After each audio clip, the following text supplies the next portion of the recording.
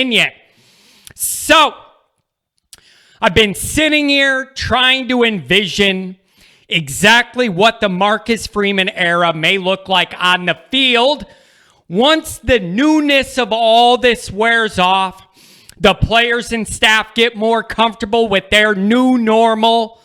And I'm just wondering what this is all going to look like, what I want it to look like, and what I don't want it to look like. I came up with 5 items that I want to see, feel, and notice as being different when Notre Dame takes the field next year. I want it to be clear that this is a new era with a new vibe, all right? And there's no time to spare. There's no warm-up game. You don't get Central Citadel Junior High coming to South Bend in late August or nothing like that. You got Ohio State right away. There's not a moment to spare implementing the things I'm about to speak about. Now, while this uncertainty of what it's going to look like breeds a little bit of stress and uncomfortable feelings, just not good or bad, but just you don't know exactly what you're going to get till it's all out there type of thing. Now, while there's some uncertainty and a little bit of anxiety about what that's going to look like, I already personally like Marcus Freeman's approach and feel and vibe as being a better fit to get Notre Dame further up the rings of college football eliteness, if you will, than I felt Brian Kelly's approach would provide. He's making it about Notre Dame, not himself. It's about Notre Dame, not Marcus Freeman, and he'll tell you that. I'm not saying that. He's saying that. That right away sets a new tone, and I think it's the right one. I don't think it would work everywhere, but at Notre Dame, I think it's going to. So let's get into this list. Here's number 1. I want a killer instinct at all times. Pedal to the metal with something to prove and a chip on our shoulder, ready to back it up on the field at all times. All times. Not once in a while. All times. Examples. 2020. Second Clemson game. Bama playoff game. Perfect example of what I'm talking about. To me, the offensive approach in those ball games was timid, weak, and scared. Brian Kelly set those games up, and it looked and felt to me like the idea was, let's see how close we could lose by. Let's see if we can not get blown out. Let's see if we can only lose by a respectable amount here. Rather than the approach of, we're going to take some chances here to see if we can pull this off and win this game. Didn't see it, didn't feel it. Didn't see any new offensive tricks, fake plays, nothing. Not even deep shot passes, too scared to do it. Scared, conservative, weak offensive plan. And the games were lost before we even started them.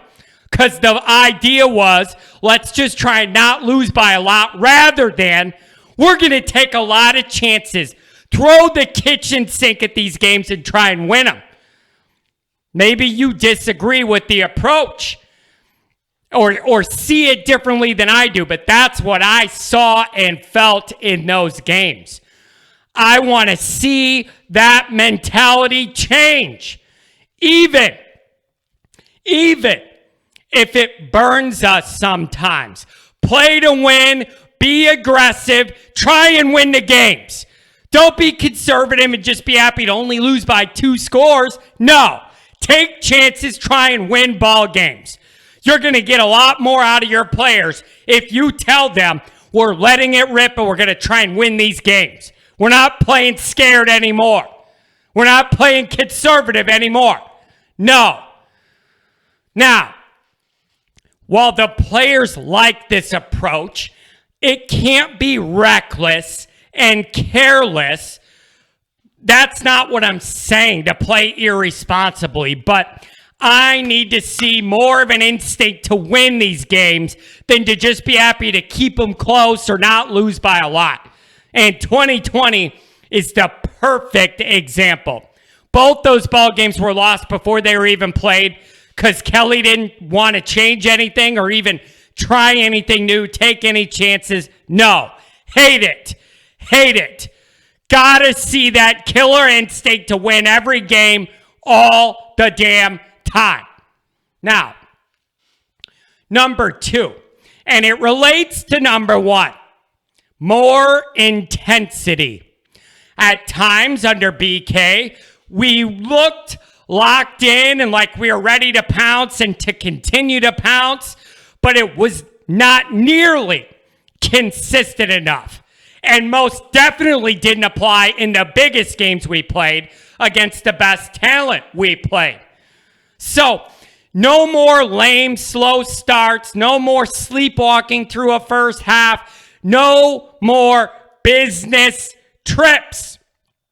Football games are emotional, physical affairs. They are not business trips. I want to be able to feel an intensity level with this team every time they take the field that's unrelenting. Not some of this sleepwalk garbage I saw under Kelly. Never again. All right? Come locked in 24/7, ready to play. On to number 3. I want the sum to be greater than the total of the parts in this program moving forward. I call this the Lou Holtz effect, and I'm wearing one of his sweaters just to honor it, by the way. He had a way of getting his guys to play above their heads against great competition. Not Miami, Ohio. No, University of Miami Hurricanes when they were in their heyday. Okay? So I'm not interested in you looking great against Central Nobody State Junior High. No. Lou had a way of getting his guys to play above their heads as a collective group and get results that on paper, the results are better than what it looks like it should be on paper. That's what I want. That's what I need. Brian Kelly always struggled with this. Always. I never felt in our biggest, most important games with everything on the line, even if we lost them, that we played our best game. That's a problem. That's a huge red flag problem that I'm sick of us having. I say this all the time, and I mean it genuinely. If we play a solid game by our standards, but just lost to a clearly better team, I can handle that. I won't like it, but I can at least process it and deal with it. We didn't see that enough. We saw total no-shows in way too many of the biggest moments. That's got to be over. It's got to be over.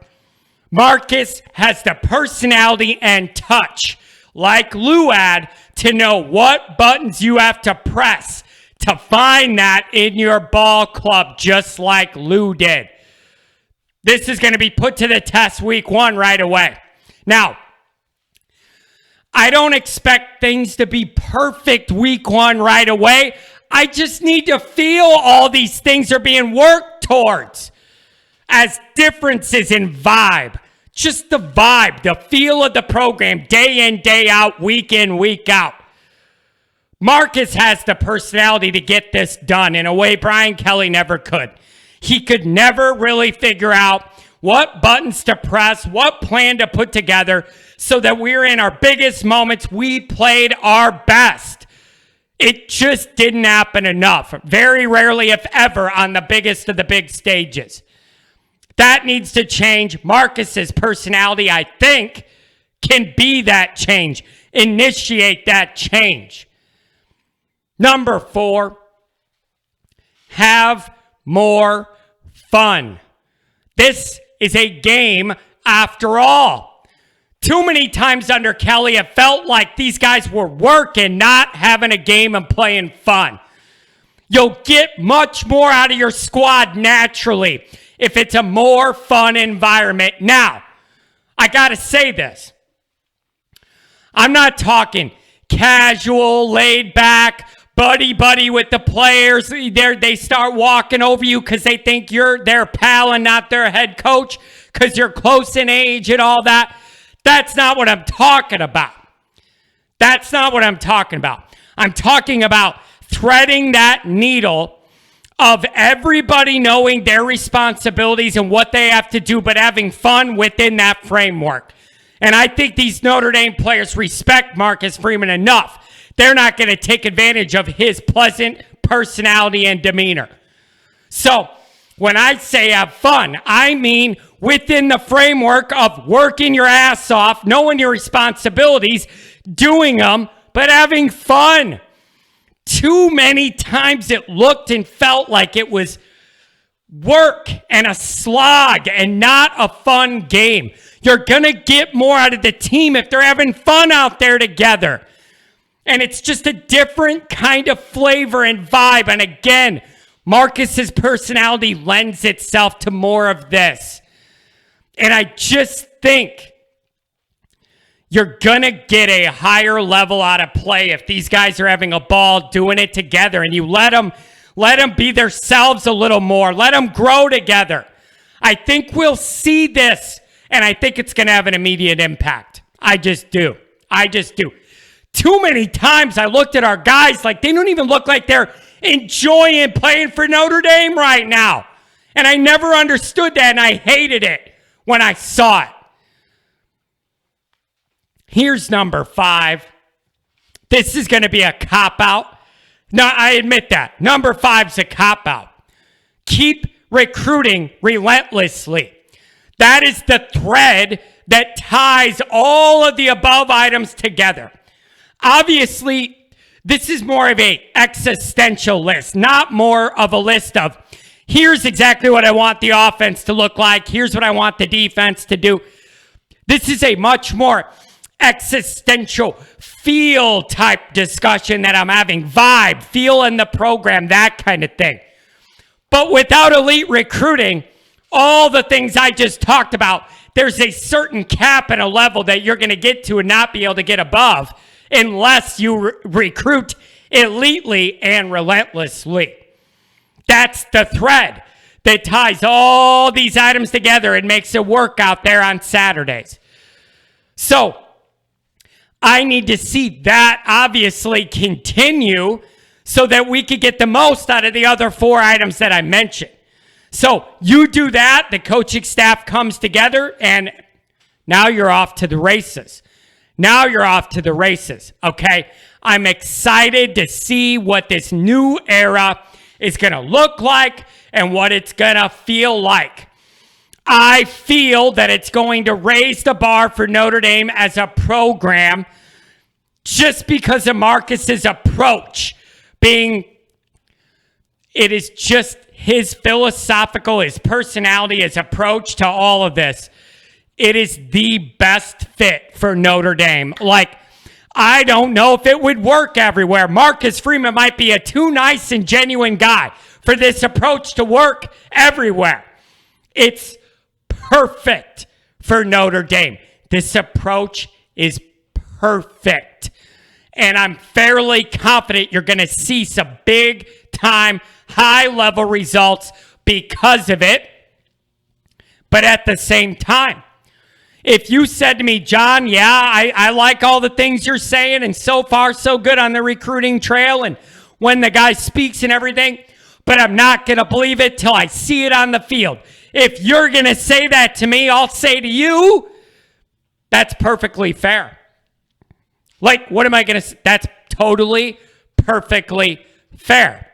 As long as you give him the same grace period you gave Kelly before everybody jumped on him. Took way too long for everybody to join on the Brian Kelly isn't doing this good enough to get it over the hump bandwagon. So you don't get to be Slow to criticize Kelly. Slow meaning over a decade. And after 2 games, be mad at what happens with Freeman. I will not allow that. I will not allow that. Okay? But if you said to me, all this sounds good, I got to see it to believe it, fine. Me too. Totally agree with that. But you have to give him a fair time frame before you get all mad about what happens. 2 games and one of them with a half staff, so to speak.